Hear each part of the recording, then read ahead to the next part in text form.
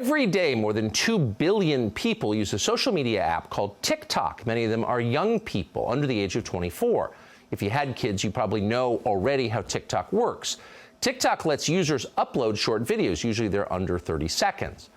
What's interesting is that the content of these videos varies a lot depending upon what country you're in. If you're in China, where TickTock is headquartered, you tend to get more educational content. But if you live in this country, you get an awful lot of filth and propaganda tailored for kids.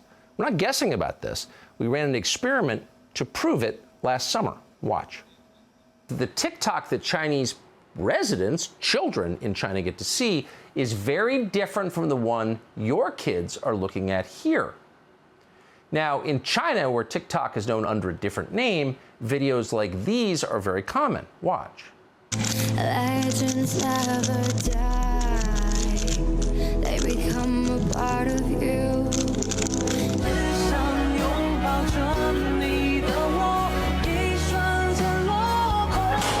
You know what American kids, your kids, are watching on TickTok? Stuff like this.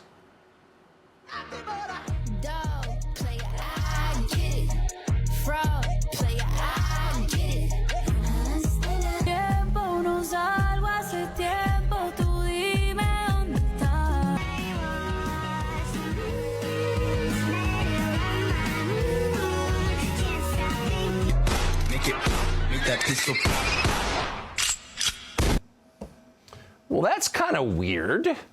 Can you see what's going on here? Well, China does. They run TickTok, and China knows if you want a productive society that extends beyond, say, next week, you teach your kids about hard work and creativity and personal responsibility, respect for authority.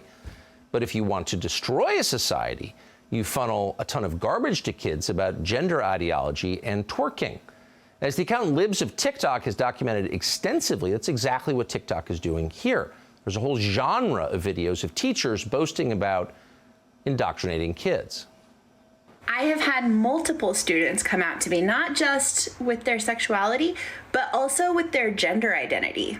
It's one of the reasons I think it's so important to be out and loud and proud. I teach my elementary school students about gender identity. Some people are girls, some are boys, some are both, some are neither. I might tell this kid, we do have a flag in the class that you can pledge your allegiance to. And he looks around, he goes, oh, that one?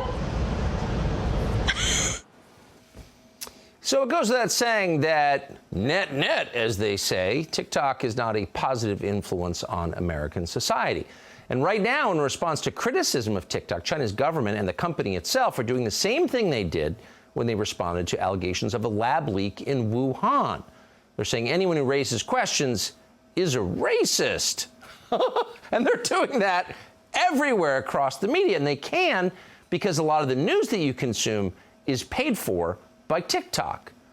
Politico, a completely ideologically corrupt organization out of Northern Virginia, has a so-called playbook that is sponsored by TickTok every other week.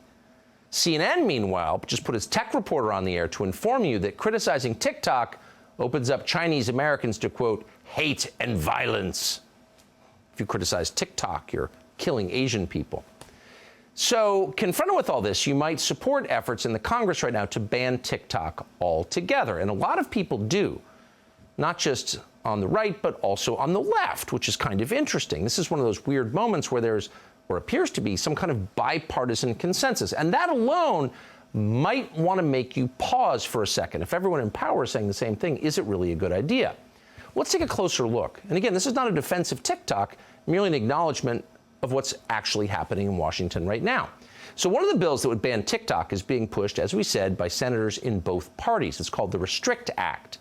Mark Warner of Virginia and John Thune of South Dakota, Democrat and Republican, introduced this legislation. Now, the bill is ostensibly about protecting American national security and ending, quote, foreign adversaries from interfering in our elections through apps like TickTok. Because, of course, election interference by Twitter and Facebook is no problem at all. But election interference from TickTok is totally unacceptable. Okay. But in reality, and you should know this if you're opposed to TickTok, as we are, this bill isn't really about banning TickTok. It's never about what they say it is. Instead, this bill would give enormous and terrifying new powers to the federal government to punish American citizens and regulate how they communicate with one another. For example, the bill would regulate, quote, certain transactions between persons in the United States and foreign adversaries.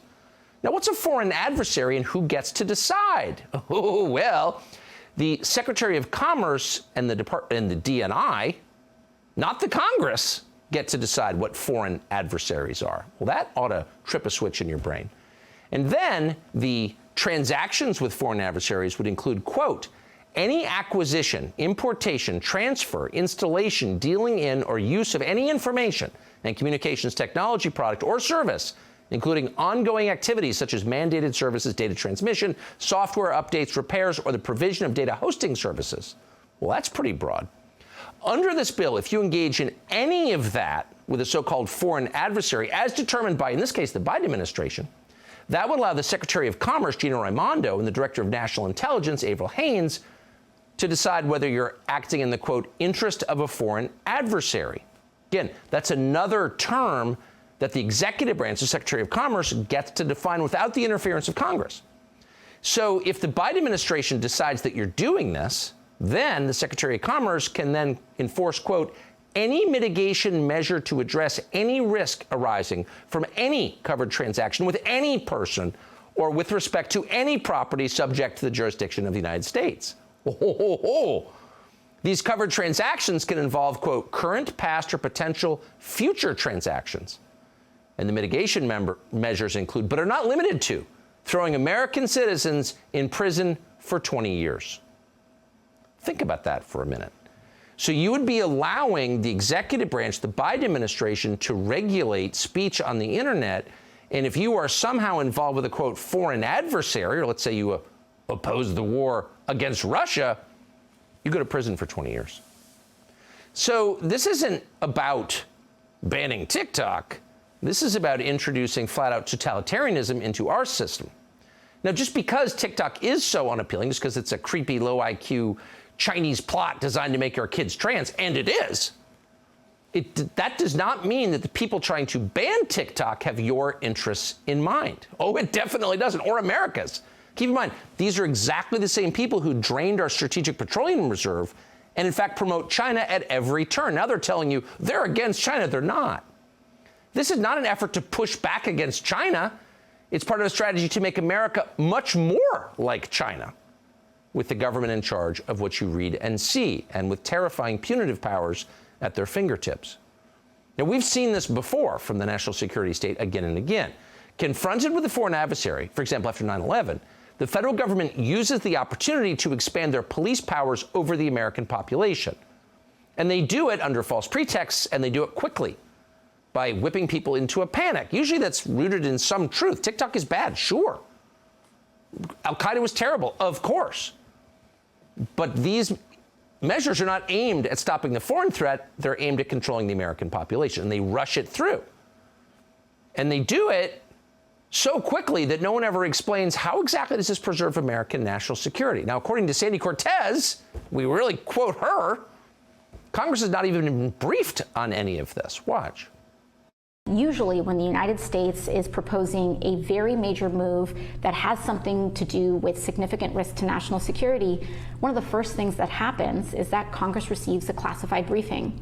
And I can tell you that Congress has not received a classified briefing around the allegations of national security risks regarding TikTok.